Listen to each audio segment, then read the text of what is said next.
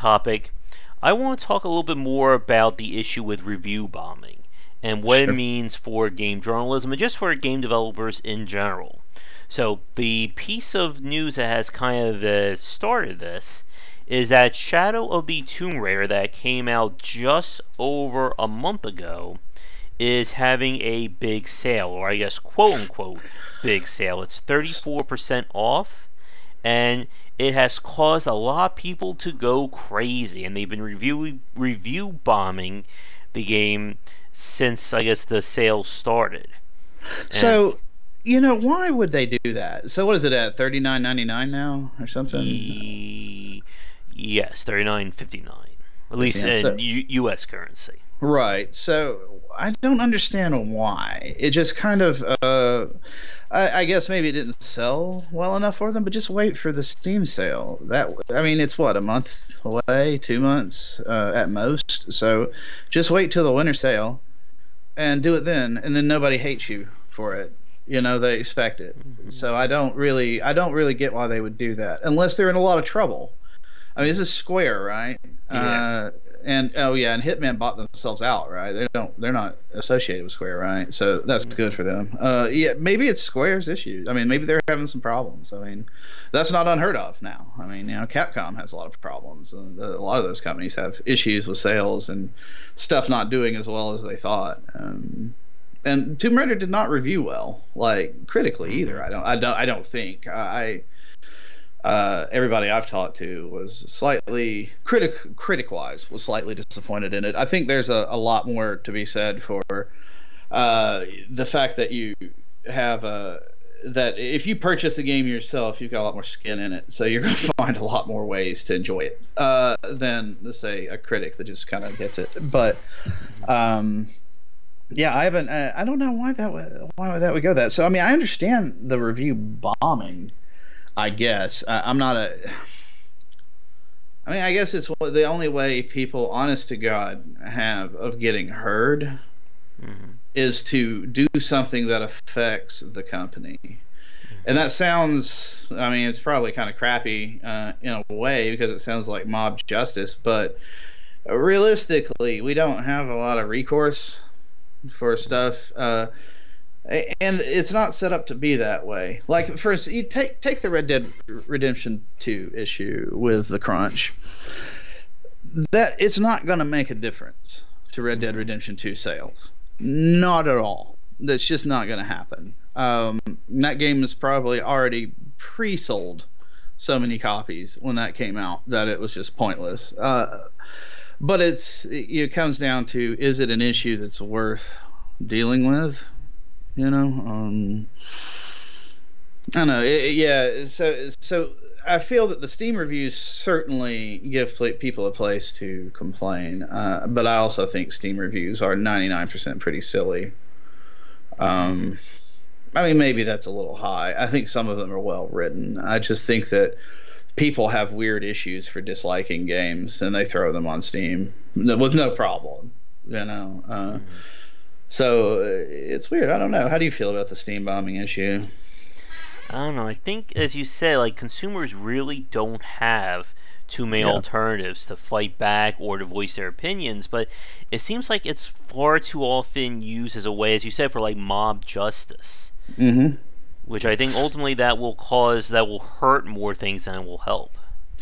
And it's like, at the end of the day, it's mob justice in the same way that people getting mad at Battlefield 5 for having a woman in it is. That Hmm. you're going to get two responses out of it. Either the developer is going to cave and they're going to get shit for that, or they're going to do it and then they're going to get it from the other direction. So it's kind of a tough balancing act. It's almost like you might as well just not pay attention to it if you're a developer, but I know they do. And it's their sales. It's their, However, this one is like probably the most justified review bombing I can think of in a way. And it's like, I'm not trying to say these guys, should be able to cry and complain and get whatever they want. But you release a game for $60, and then less than a month later, you drop it to $40. It is kind of a slap in the face to people that paid. Or Or even like issues like No Man's Sky at launch, or Batman Arkham Knight at launch as well. That again, like, and this is one of those big issues that we talk about. Even this could even be beyond just review bombing. That for a lot of consumers, like the idea behind like consumer rights when it comes to video games is a very like young topic. I think for the game industry. Like again, like when did Steam start offering the returns? You know, it was a few years ago, and you only get a certain amount, I believe, before they, say, oh, no, you can't have any more returns. Because obviously people will take advantage of that. I know a lot of people would. And, I think that's also why they have such a lag on how long it takes them to process the money. Yep. Is because they don't want to encourage people. Haiti, I don't know that one. They don't want to encourage people to, oh, this game's not exactly what I wanted. I'll just refund it and buy something else and try it, then refund it. That'll happen. I think Steam's going to have a lot of issues with the GDPR. I think Steam's going to have a lot of fun with the current marketplace. And I think a lot of the stuff that's going to affect Steam coming up is playing out politically right now, though people might not realize it, but a lot of the stuff going on, I mean, if you're in the States, a lot of the stuff like the net neutrality stuff and things like that will end up affecting Steam down the line. And so it's hard to say like what their moral right is to, or moral is kind of a weird term for it, but it's like what do they need to be held to keep people happy? And I don't think it's a lot with Steam. Steam has a ton of goodwill, so I think the fact that something's convenient outweighs the morality to a lot of people, which is, I don't know whether to comment if that's good or bad. Like it's like Amazon. We talk about the workers have problems and their rights, and then we keep ordering from them. And there's also an argument to be made for how much of that's our fault and how much it's designed that way. Because like it's not like you or I can walk into Walmart and purchase a copy of a PC game, especially not an indie one. No. And there's like GOG and a couple other places, and that's all you got. So I think it's going to come down to maybe some weird antitrust thing down the line. Who knows? Yeah, and it is just very hard, I think, to figure out what that line is. Because, when we talk about like the Steam review bombs, it's never people review bombing because of Steam.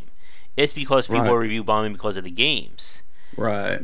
And again, like it's one of those things. Like there was an article on Polygon this past week about developers' thoughts on Steam, and I debate if I want to make a separate video on that. But it's one of those things where you kind of like you should already know these things before you go into it, in terms of like what Steam does and doesn't do.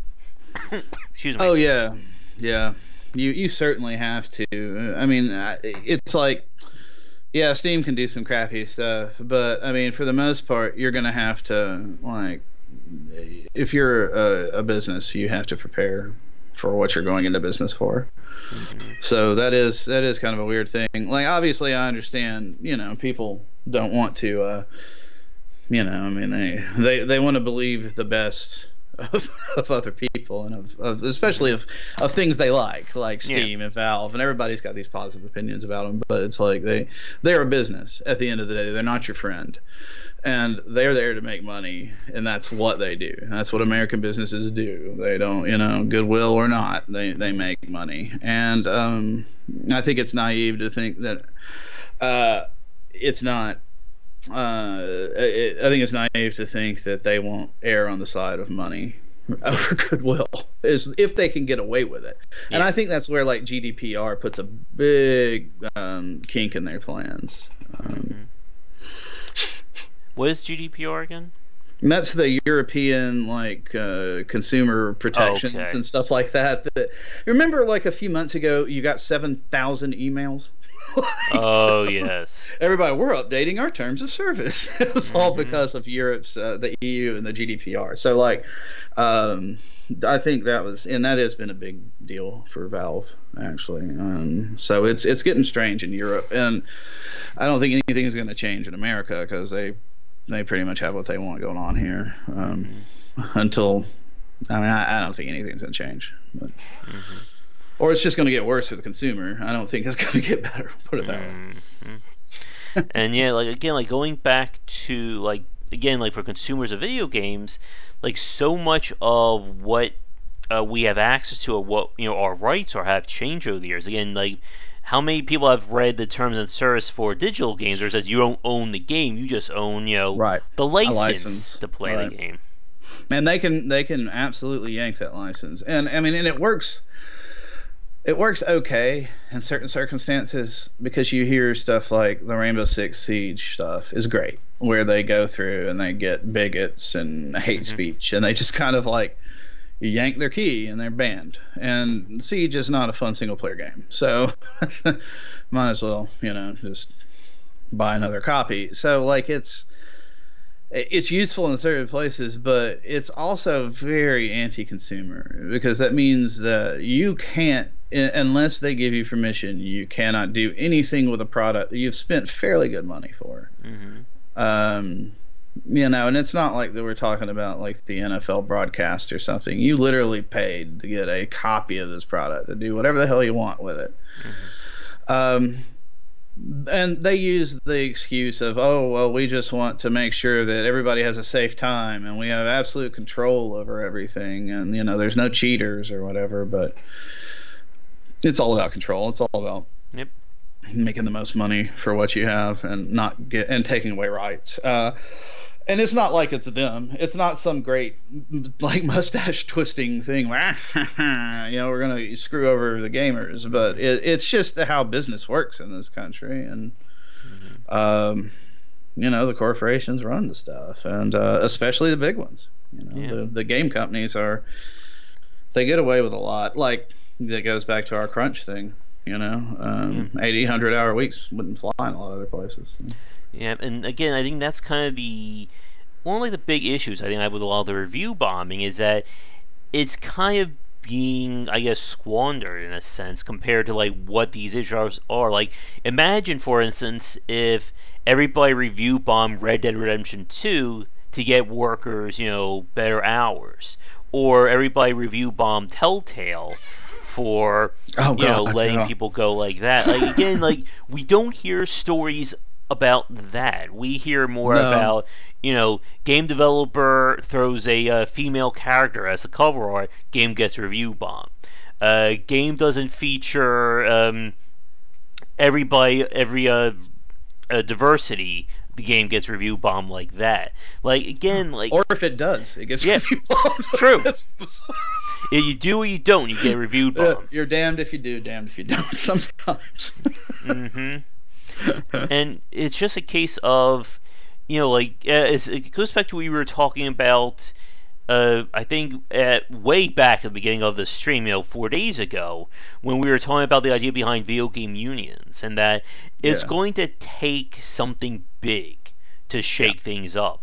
Like, again, people review bombing a game because Battlefront 2 has loot boxes, or Star Wars Battlefront 2, that's the right one. Yeah. Or because, just review bombing because it's something that you don't like doesn't really move things forward. Like, like the day we see, consumers again like review bomb because company was caught, mishandling or mistreating its employees, that I think would be a very big day.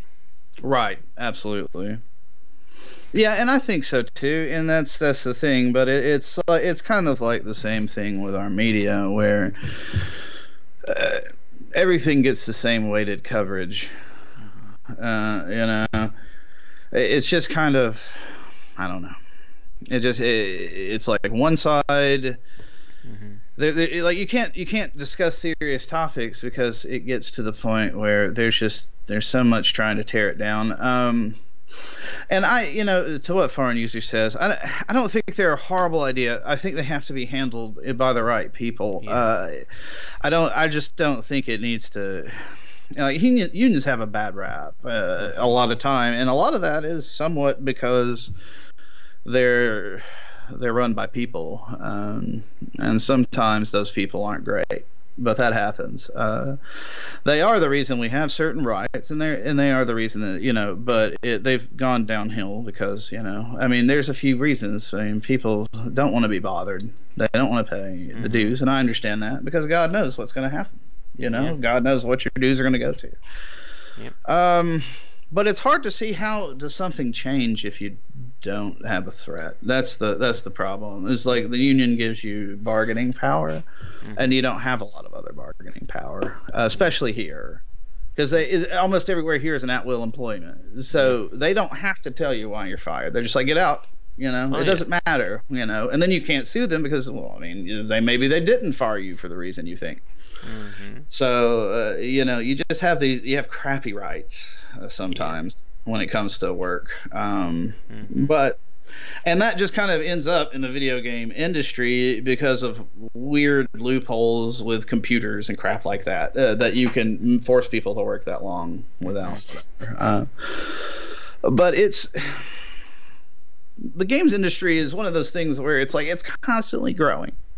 Over and over again, we're going through growing pains. It's becoming the biggest thing in the world, It's just this.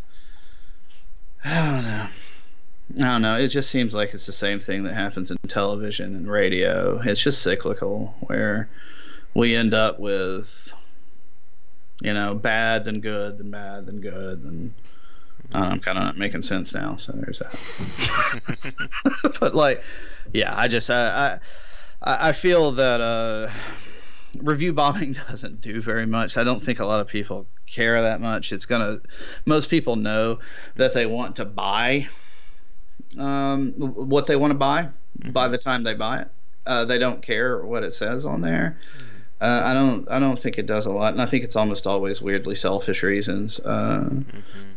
So, I mean, maybe this one with Tomb Raider is a little bit better. Maybe it's a little less silly because of the price. But and I think again it goes back to kind of like what is the target of the review bomb? Again, like if you are trying to review bomb like Activision or Rockstar, I don't think they really give a crap. No, they don't.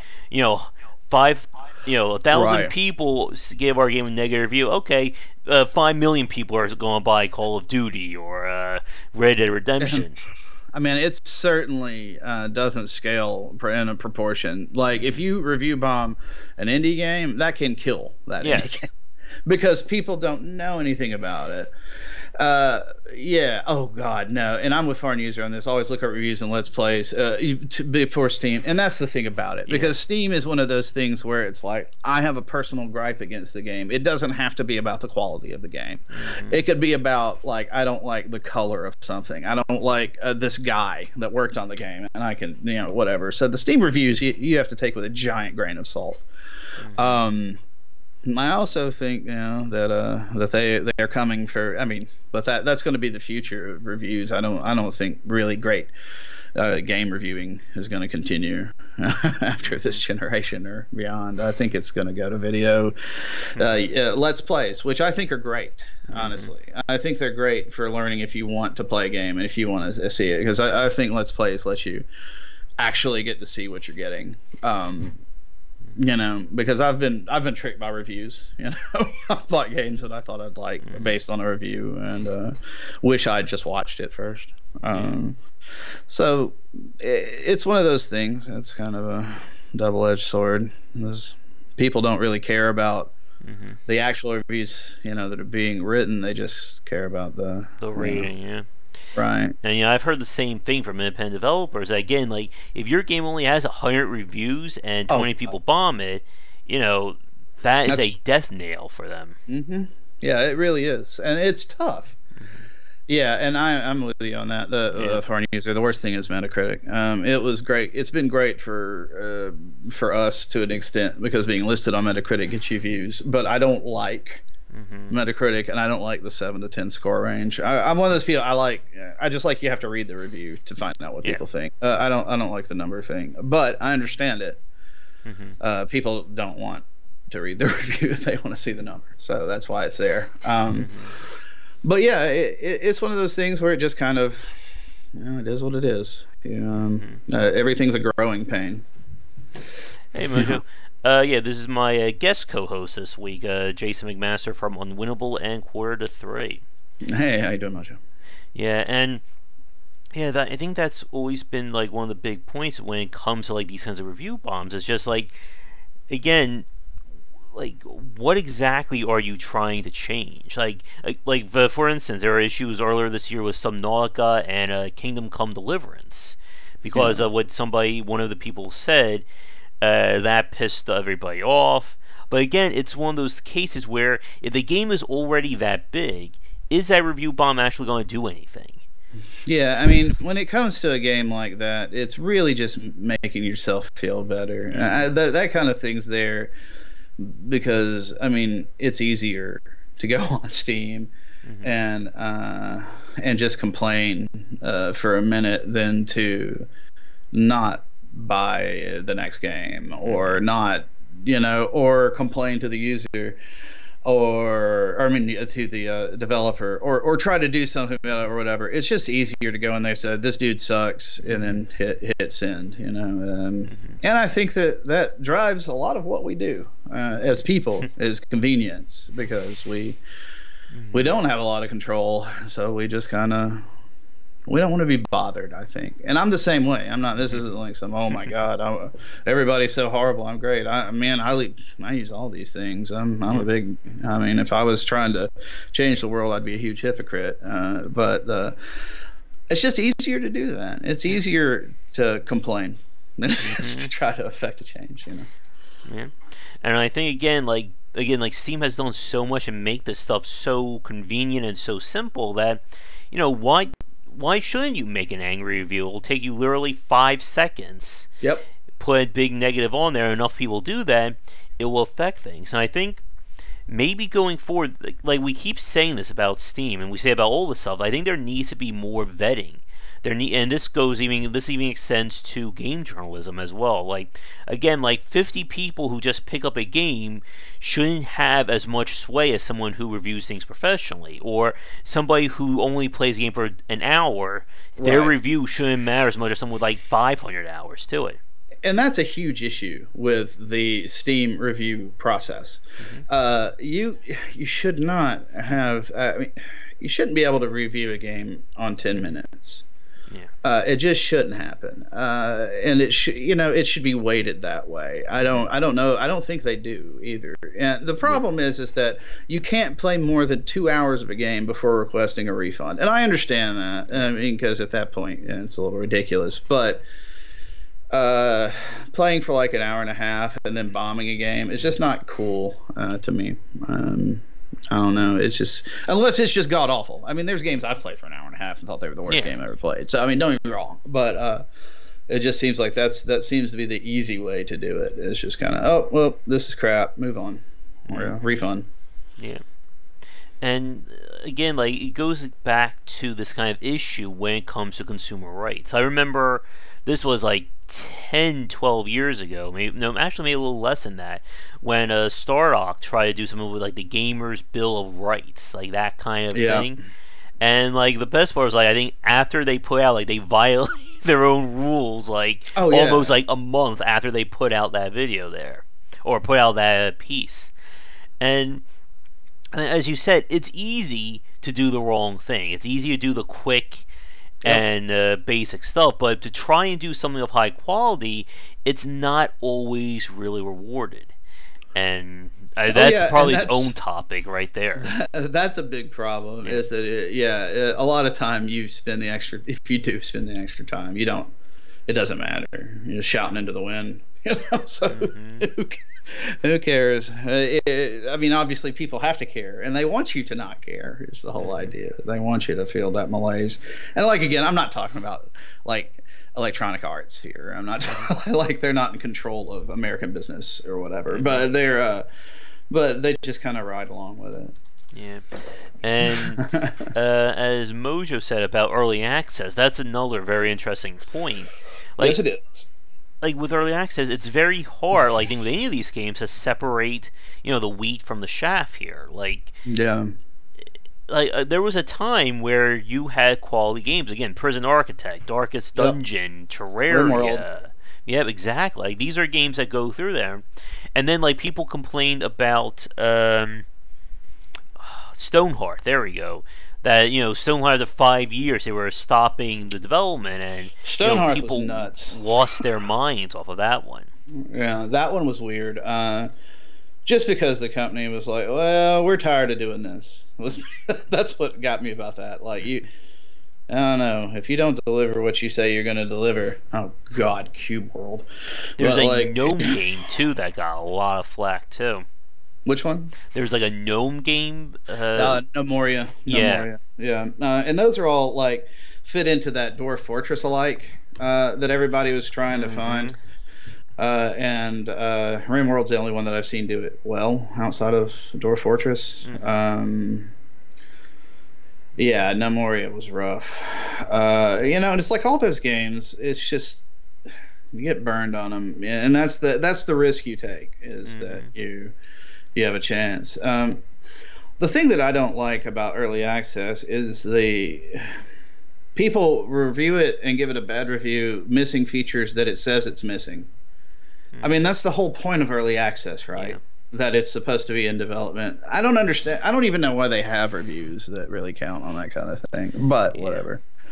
Yeah, like what Forum was saying a minute ago, that maybe have reviews, but then maybe set the slate clean. But then I guess this is the big problem, and maybe this will begin kind of our beginning to wrap things up point. But the issue that we've seen is that whenever we have these systems that allow for control or automation, they can be exploited by everybody.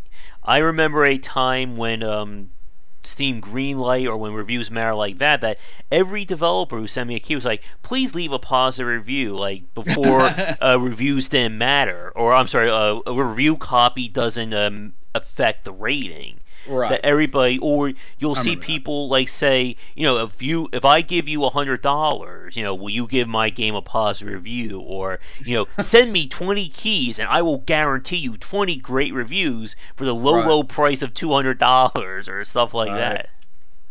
And then there was always the problems they've had with key sellers. That's a completely different subject. Yes. That's nuts. It's not easy to be an indie developer on Steam, I don't think. No. I hope any developers are watching this right now.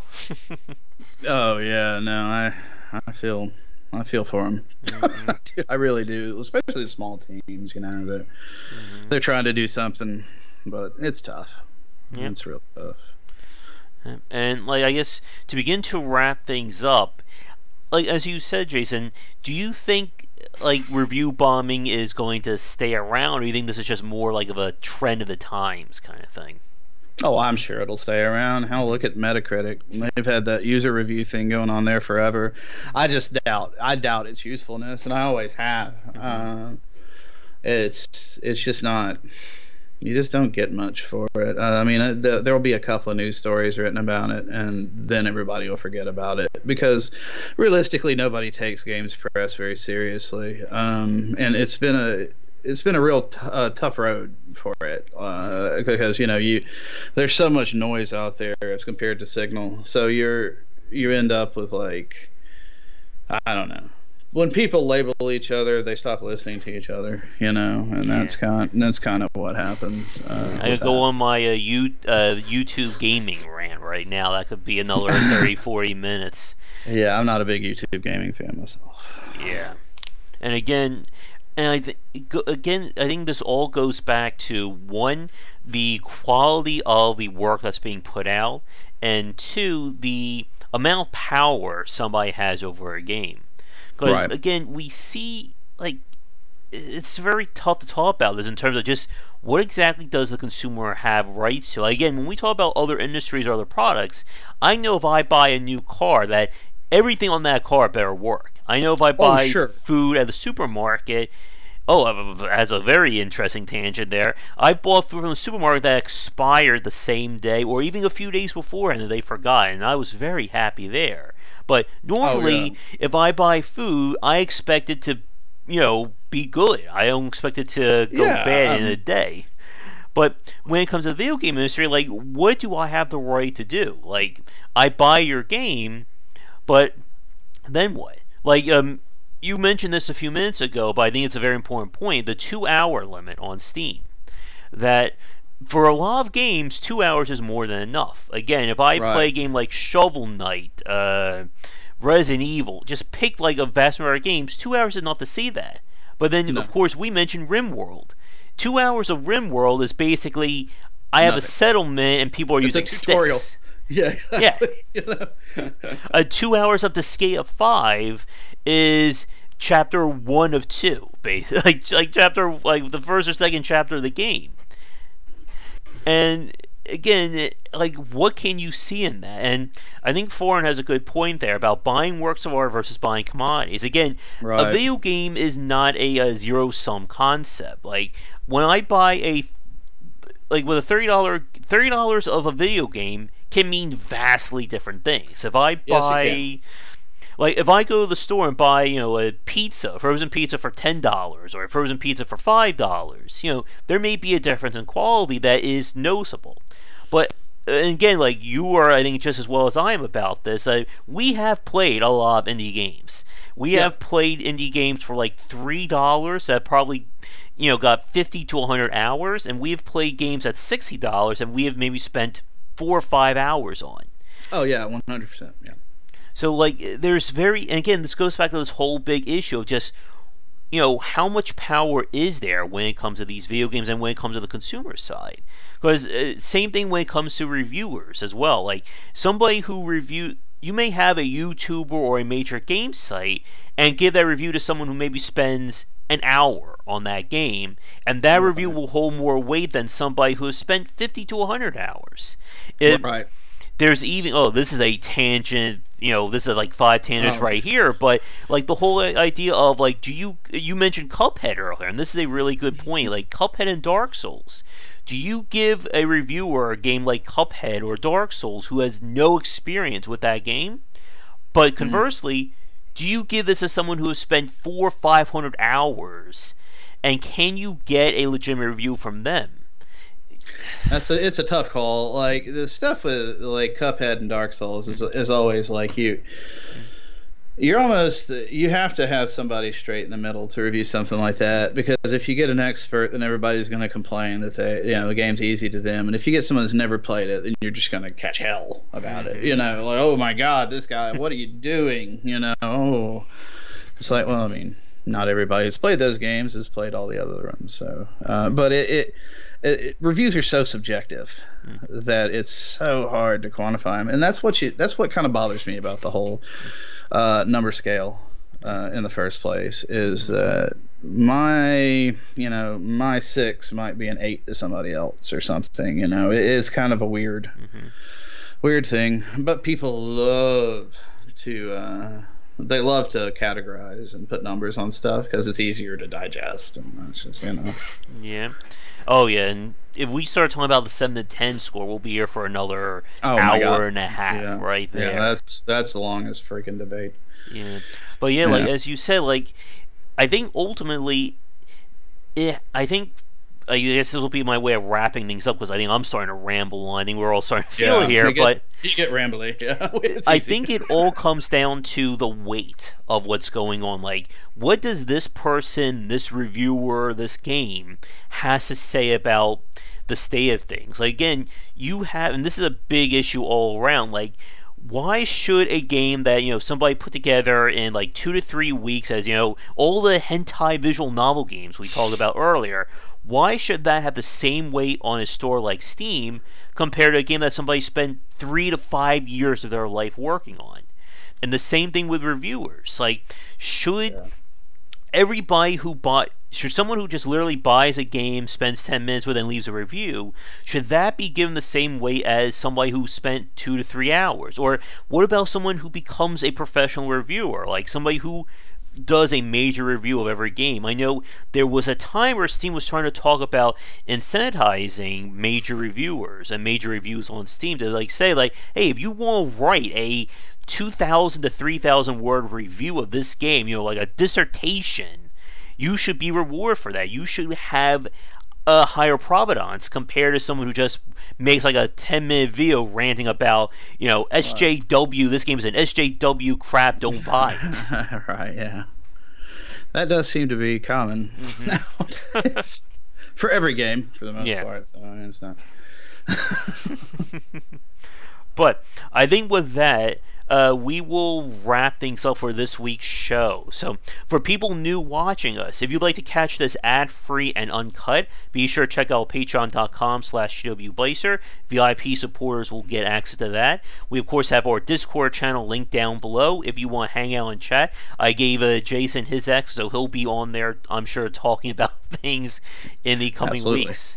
But before I do my little end of video spiel there, I guess for you, Jason, for people who want to follow you, what are the best ways? You can follow me on Twitter at McMaster, which has been fun since there's a McMaster University and HR McMaster and McMaster that's a governor of Carolina. I was just an early adopter. Then unwinnable.com and quarter3.com. And, well, I guess at Twitch, I'm JV McMaster, V as in Victor. But yeah, please stop by. Happy to see people. Always happy to talk about games. And yeah, it was great having you on. Thank you for filling in for Rob. Hopefully he will be back next week. But yeah, if you're free to come on for like a regular cast sometime, definitely let me know. Be happy to come back. Thanks everybody for being so nice too. Alright, and if you wouldn't mind hanging on Skype for like 1 minute after we wrap things up. But yeah, with that said, everyone, we're going to end things for our weekly show. We'll be back around 3:30 EST next Sunday. I'll have some regular game streaming later tonight. Oh, before we go, Jason, when do you usually stream on Twitch? I stream it like all the time, but I have official hours of Tuesdays and Thursday nights from 6. Okay, we'll just do Eastern. We'll do 9 to 11 Eastern, 6 to 8 Pacific. All right, great. So, thank you everybody for coming out. I will see you guys later, and hopefully we'll have Jason back on for future casts. But tune in for more great discussions on game design here and on Game Wisdom, where we examine the art and science of games. Until our next stream or whatever, have a great Sunday.